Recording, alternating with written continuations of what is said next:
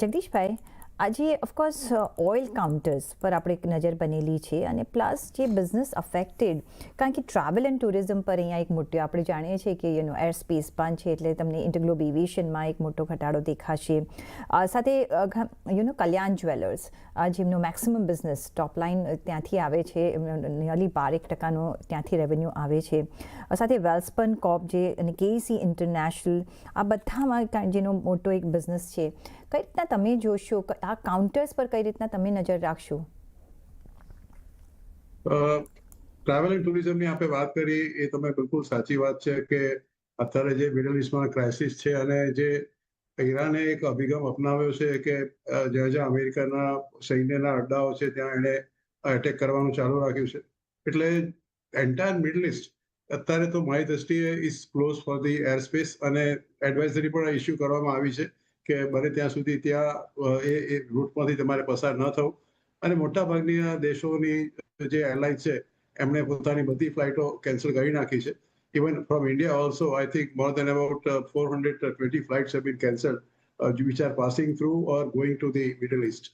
એટલે આ એક મોટો સેટબેક તો છે જ.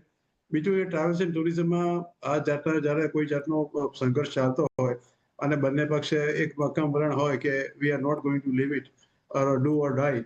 કારણ કે ગઈકાલે પણ જો તમે આખો એક માહોલ જે ટીવી પર બતાવતા હતા ઈરાનનો, કે એમને હવે એક જાતનું એક જેહાદની જે લોકો કહે છે એ જાતની જો કરંટ ડિક્લેરેશન થાય તો જે આખી પરિસ્થિતિ વધારે વણસી શકે એમ છે. અને સાથે સાથે અમેરિકા પણ કહ્યું છે કે આ યુદ્ધ લાંબુ ચાલવાનું છે. એટલે ટ્રાવેલ ટુરિઝમ અને એવિએશન સેક્ટરને તો ડેફિનેટલી નુકસાન થવાનું જ છે, એમાં સવાલ નથી.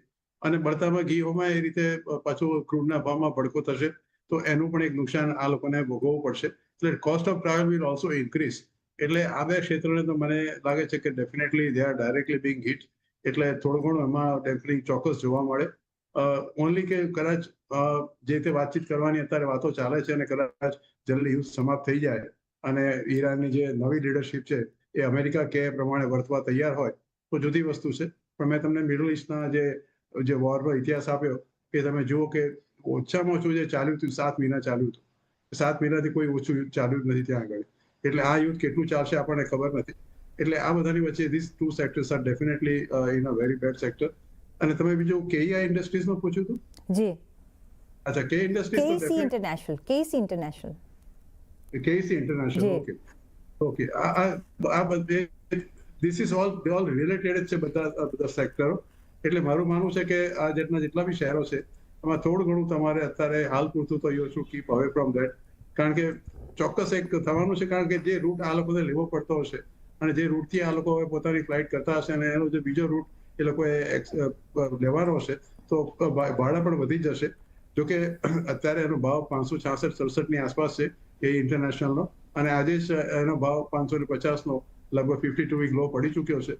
વોલ્યુમ એટલું બધું નથી થયું, 5-5.5 લાખ શેરનું વોલ્યુમ થયું છે. ફંડામેન્ટલી આ શેર એટલો ખોટો નથી, લગભગ 25-26ના EPS પર અને 21-22ના પ્રાઇસ ટુ અર્નિંગ રેશિયો પર કરે છે. પણ એનો જે જ્યારથી પ્રીતિભાઈ ડાઉનફોલ ચાલુ થયો છે ઓક્ટોબર 2025થી, જ્યારે એનો ભાવ 887ની આસપાસ હતો, ત્યારથી એને ઉપર આવવાનું બિલકુલ નામ જ નથી લીધું અને ત્યારથી એક ડાઉનવર્ડ જ છે. અને આજે તો it has already gone downward to almost 52 week low. I think personally જો મને પૂછો તો I would like to avoid this particular share. કારણ કે આજની પરિસ્થિતિમાં તો I think I will definitely say કે હજી આમાં થોડો વધારે ઘટાડો આવી શકે. સો 500 રૂપિયાની આસપાસ આવે તો કદાચ you may start buying in small quantity, but not before that. તો મે બી 500 રૂપિયાની પાસે આવે છે ત્યારે તમે અહીંયા એક નવી ખરીદી કરી શકો છો. પણ હમણાં નવી ખરીદી તો નહીં કરીએ. અત્યારના જ્યાં સુધી આ સિચ્યુએશન સુધારતી નથી ત્યાં સુધી જે પણ કાઉન્ટર્સ છે ને જે બિઝનેસ ઓવરસીઝ અને સ્પેશિયલી વેસ્ટ એશિયામાં કરી રહ્યા છે એમાં આપણને એક ઘટાડો દેખાશે. પણ